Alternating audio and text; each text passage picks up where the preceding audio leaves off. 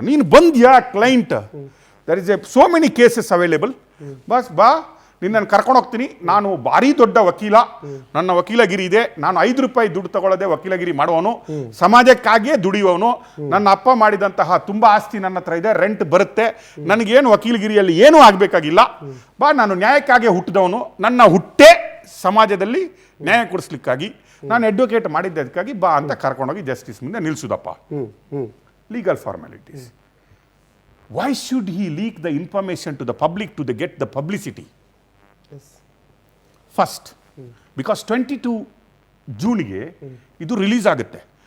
Release ಆದ ಕೂಡಲೇ ಈ sensational news reaches to whom? Release ಎಲ್ಲಿಗಾಗುತ್ತೆ? ಇದೆ ಈ ಕಪಟ ಟೀಮ್ ಇದೆಲ್ಲ, ಹೋರಾಟಗಾರರ team. I have a breaking for that sir. ಅದರ ಅನಾಮಿಕ ವ್ಯಕ್ತಿಯ ಹುಟ್ಟಾಗುತ್ತೆ ಅಂದ್ರೆ ಆ ವ್ಯಕ್ತಿಯ ಹುಟ್ಟು ಅಂತಂದ್ರೆ ಸಮಾಜಕಾತನ ಪರಿಚಯ ಅನ್ನುವ ಕಾಂಟೆಕ್ಸ್ಟ್ ಅಲ್ಲಿ ನಾವು ಮಾತಾಡೋಣ. ಆ ವ್ಯಕ್ತಿ ಒಂದು ದೂರು ಕೊಡಬೇಕು ಅಂತ ಒಂದು ಲೀಗಲ್ ಪ್ರೊಸೀಜರ್, ಆದ್ರೆ ಅದಕ್ಕಿಂತ ಮೊದಲೇ ಒಂದು ಪತ್ರ ಬಹಿರಂಗವಾಗುತ್ತೆ. ವ್ಯಕ್ತಿಯೊಬ್ಬರು ಮಾಹಿತಿಯನ್ನು ಹಂಚಿಕೊಳ್ಳೋದಕ್ಕೆ ಬಯಸಿದ್ದಾರೆ, ಆ ವ್ಯಕ್ತಿಗೆ ಸೂಕ್ತ ರಕ್ಷಣೆ ಕೊಟ್ಟರೆ ಅವರೇ ಖುದ್ದು ಹಾಜರಾಗ್ತಾರೆ. ಈ ರೀತಿ ಒಂದು ಒಕ್ಕಡೆ ಇರುತ್ತೆ. ಪತ್ರದ ಬಗ್ಗೆ ಪೊಲೀಸರು ಆಟೋಮೆಟಿಕ್ಲಿ ತನಿಖೆ ಆರಂಭ ಮಾಡ್ತಾರೆ. ಏನಪ್ಪಾ ಇದು ಪತ್ರ ಅಂತ ಪೊಲೀಸರ ತನಿಖೆ. ಓಜಸ್ವಿ ಗೌಡ ಮತ್ತು ಸಚಿನ್ ದೇಶಪಾಂಡೆ ಇವರಿಬ್ಬರ ಲೆಟರ್ ಹೆಡ್, ಅವ್ರ ಹೆಸರಿರುತ್ತೆ ಆ ಪತ್ರದಲ್ಲಿ. ಅವರಿಬ್ಬರು ಕೂಡ ಬೆಂಗಳೂರು ಮೂಲದ ವಕೀಲರು. ಇಬ್ಬರು ಈ ಪತ್ರವನ್ನು ಬರೀತಾರೆ. ಅವರಿಬ್ಬರನ್ನ ಸಂಪರ್ಕ ಮಾಡಿ ಪೊಲೀಸರ ಮಾಹಿತಿಯನ್ನು ಪಡಿತಾರೆ. ಅವರನ್ನ ಲೆಟರ್ ಬಿಟ್ರಲ್ಲ ಇಬ್ರು ಬೆಂಗಳೂರು ಮೂಲದ ಲಾಯರ್ಸ್, ಅವರನ್ನ ಪೊಲೀಸರು ಸಂಪರ್ಕ ಮಾಡಿ ಏನೋ ಲೆಟರ್ ಬಿಟ್ಟಿದ್ದೀರಲ್ಲಪ್ಪ, ಏನಪ್ಪ ಈ ಲೆಟರು ಅಂತ ಮಾಹಿತಿಗಳನ್ನ ಪಡ್ಕೋತಾರೆ. ಲೀಗಲಿ ಹಿಂಗೆ ನಡೆಯುತ್ತಾ? ಎಲ್ಲ ಕೇಸು ಹೀಗೆ ಆಗುತ್ತಾ? ಓಕೆ, ಸೂಕ್ತ ರಕ್ಷಣೆ ಫೈನ್ ಎಲ್ಲ ಓಕೆ, ಸೂಕ್ತ ರಕ್ಷಣೆ ಕೊಡಬೇಕು, ಖುದ್ದು ಹಾಜರಾಗ್ತಾನೆ ಫೈನ್. ಅದನ್ನು ಕೋರ್ಟ್ ಮುಂದೆ ಹೇಳಬೇಕಾ ಅಥವಾ ಆ ಲೆಟರ್ ಅನ್ನ ಸಾಮಾಜಿಕ ಮಾಧ್ಯಮದಲ್ಲಿ ಬಿಡಬೇಕಾ? ವಾಟ್ಸಪ್ ಬಿಡಬೇಕಾ? ಇನ್ಸ್ಟಾಗ್ರಾಮ್ ಅಲ್ಲಿ ಪೋಸ್ಟ್ ಮಾಡಬೇಕಾ? ಫೇಸ್ಬುಕ್ ಅಲ್ಲಿ ಬಿಡಬೇಕಾ? ಇದೊಂದು ಹಲ್ಚಲ್ ಎಬ್ಬಿಸುವ ಒಂದು ಪ್ರಯತ್ನ. ಈ ಸಂದರ್ಭವನ್ನು ಬಳಸ್ಕೊಳ್ಳುವಂತ ಸರಿಯಾದ ಪ್ರಯತ್ನ ಅಂತಾರಲ್ಲ, ನಿಮ್ ಲೋಕಲ್ ನಾರ್ಮಲ್ ಲ್ಯಾಂಗ್ವೇಜ್ ಅಲ್ಲಿ ಹೇಳಬೇಕಾದ್ರೆ, ಯಾರೋ ಒಬ್ಬ ಒಲೆಗೆ ಬೆಂಕಿ ಹಚ್ಚಿದ್ದಾನೆ, ನಮ್ಮನೇಲಿ ಒಂದು 4 kg ಬೇಳೆ ಇದೆ, ಈ ಬೇಳೆ ನಾನು ಬೇಯಿಸ್ಕೊಂಡ್ಬಿಟ್ರೆ ನಮ್ಮನೆಗೂ ಸಾರಾಗ್ಬಿಡುತ್ತೆ.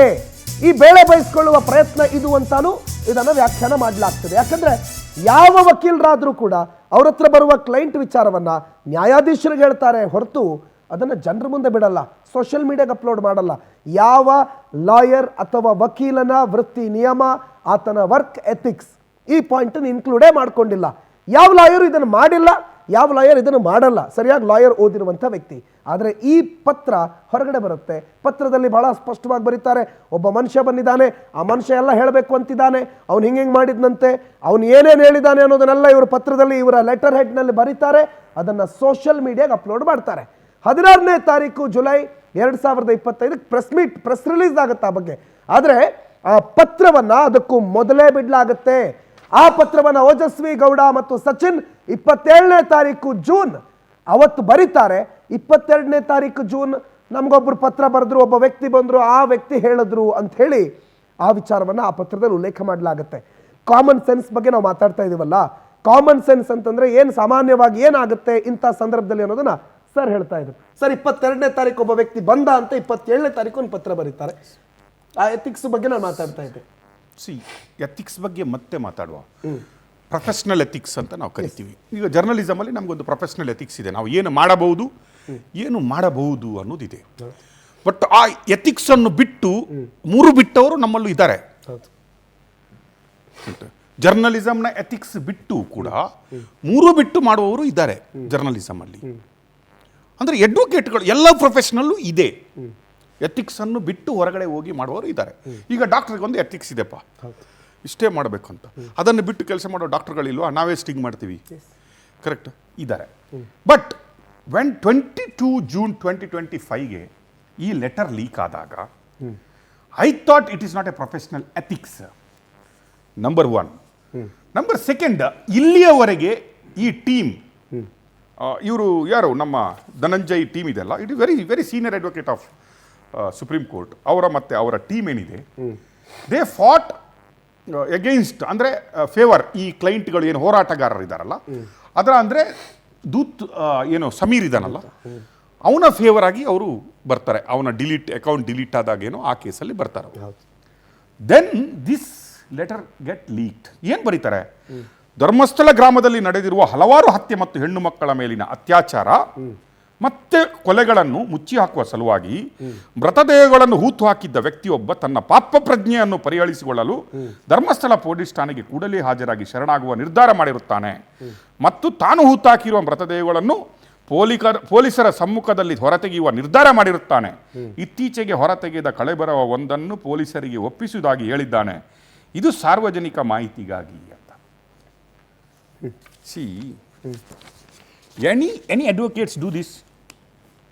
ಇಲ್ಲ, ಸಾರ್ವಜನಿಕ ಮಾಹಿತಿ. ಎನಿ ಅಡ್ವೊಕೇಟ್ಸ್ ಅವನ ಹತ್ರ ಬಂದ ಕ್ಲೈಂಟ್ಗಳ ಬಗ್ಗೆ ಅವನು ಸಾರ್ವಜನಿಕ ಮಾಹಿತಿಗಾಗಿ, ಪ್ರೆಸ್ ಮಾಹಿತಿಗಾಗಿ ಕ್ಲೈಂಟ್ ಬಂದಾಗ ಹಾಕುದಂತ ಇದೇನಾ? ನೋಡಿದ್ರ ನೀವು? ಈಗ ಶಿವಶರಣರು ಅಂತ ನಾವು ಕರಿತಾ ಇದ್ವಿ, ಮತ್ತೆ ನಾವು ಕರೆದ್ವಿ ಅವನನ್ನು. ಯಾರು? ಮುರುಘಾ ಮಠ. ಅವ್ರ ಬಗ್ಗೆ ಏನಾದರೂ ಪ್ರೆಸ್ ರಿಲೀಸ್ ಮೊದಲಾಗಿತ್ತಾ? ಯಾರಾದರೂ ಮಾಡಿದ್ದೀರಾ? ನೋ. ಯಾರಾದರೂ ಅಡ್ವೊಕೇಟ್ ದಿನಕ್ಕೊಮ್ಮೆ ಪ್ರೆಸ್ ರಿಲೀಸ್, ಅದನ್ನು ಹೋರಾಟನೇ ಆಗಿತ್ತು. ಆ ಹೋರಾಟದಲ್ಲೂ ನಾವು ಕೈ ಜೋಡಿಸಿದ್ವಿ, ನಾವು ನಿಂತ್ಕೊಂಡಿದ್ವಿ.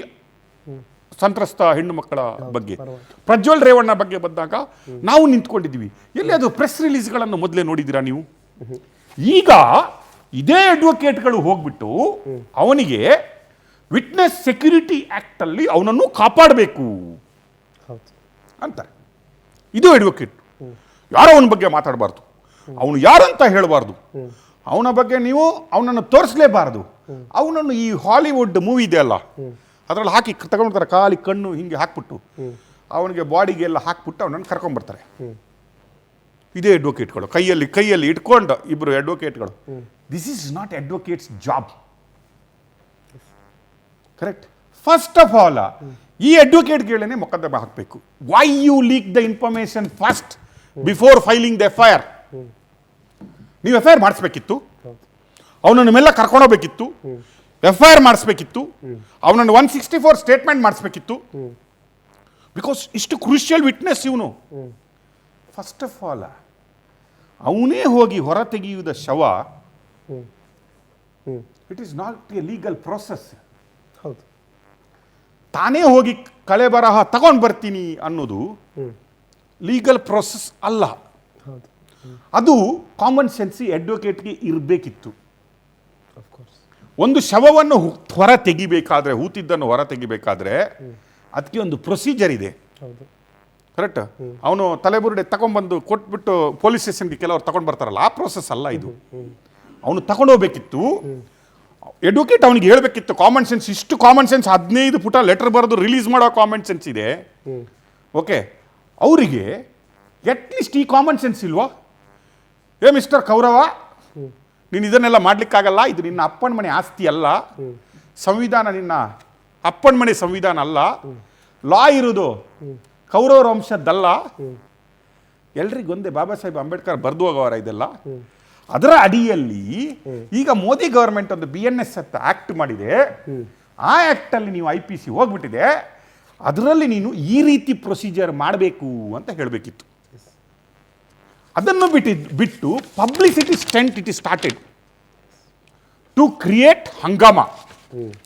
ಯಾಕಂದ್ರೆ ಪಬ್ಲಿಸಿಟಿ ಬೇಕು, ಹೋರಾಟಗಾರರು ಪುನಃ ಎದ್ದೇಳಬೇಕು, ಧರ್ಮದ ಬಗ್ಗೆ ಜನಗಳು ದಂಗೆ ಹೇಳಬೇಕು ಅನ್ನುತ್ತಾರೆ.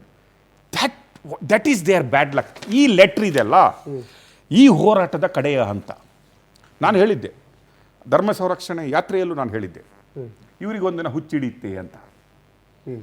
ಈ ಹುಚ್ಚೇ ಒಂದು ದಿನ ಈ ಎಪಿಸೋಡ್ಗೆ ಎಂಡ್ ಮಾಡಿಸುತ್ತೆ ಅಂತ.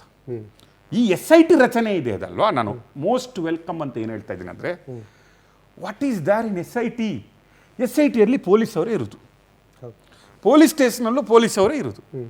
ಅಲ್ಲಿ SP ಅರುಣ್ ಅವರಾದರೆ ಇಲ್ಲಿ Pranab Modi will head the team. ಒಂದು 4 ಜನ ಎಕ್ಸ್ಟ್ರಾ ಇರ್ತಾರೆ ಬಿಟ್ಟರೆ it is always Karnataka police ಅವರೇ ಇರೋದು. ಅಮೆರಿಕದಿಂದ FBI ತರ್ತಾ ಇರೋದಲ್ಲ. It is all the team from Karnataka. FBI ಈ SIT ಮಾಡೋದು ಅದನ್ನೇ, ಈವನ್ ಇನ್ಸ್ಪೆಕ್ಟರ್ ಮಾಡೋದು ಅದನ್ನೇ, investigation department. There is nothing special. SIT create ಆಗಬೇಕು ಅನ್ನೋದು. ನಥಿಂಗ್. There is SIT. ಎಲ್ಲ SIT ಕ್ರಿಯೇಟ್ ಆಗಿಲ್ವಾ? ಈಗ ಕರ್ನಾಟಕದಲ್ಲಿ ಇರುವ SITಗಳು ಐ ಥಿಂಕ್ ದೇಶದಲ್ಲಿ ಯಾವ SITಗಳು ನಂಬರ್ ಆಫ್ SIT ಸಿದ್ದರಾಮಯ್ಯ ಬಂದ ಮೇಲೆ ಅಟ್ಲೀಸ್ಟ್ 10 SITs ಆಗಿದೆ. ನಮ್ಮ ಸ್ಟೋರಿ ಕರೆಕ್ಟ್. ಆದರೆ ನಮ್ಮ ಸ್ಟೋರಿ 4ರಿಂದ 5 ಇದೆ. ಕರೆಕ್ಟ್. ಎಂಟೈರ್ ಟೀಮ್, ಈ ಟೀಮಲ್ಲಿ ಇರುವ ಕೆಲವರು ನಮ್ಮ ಸ್ಟೋರಿಯಲ್ಲಿ ಮೊದಲು SIT ಟೀಮಲ್ಲಿ ಇದ್ದವ್ರೆ. ನೌ ಐ ಸೇ SIT ಆದಮೇಲೆ ಇವರ ಟೀಮ್ ಕೇಳುತ್ತೆ ನಮಗೆ ಇಂಥವರೇ ಬೇಕು ಅಂತ. ನಮಗೆ ಪ್ರಣಬ್ ಮೊಹಂತಿಯವರೇ SIT ಅನ್ನು ಹೆಡ್ ಮಾಡಬೇಕು ಅಂತ. ಅಂದರೆ ಕರ್ನಾಟಕದಲ್ಲಿ ಇವರ ಲೆಕ್ಕದಲ್ಲಿ ಬೇರೆಯವರೆಲ್ಲ ಸರಿ ಇಲ್ಲ. ಪ್ರಣಬ್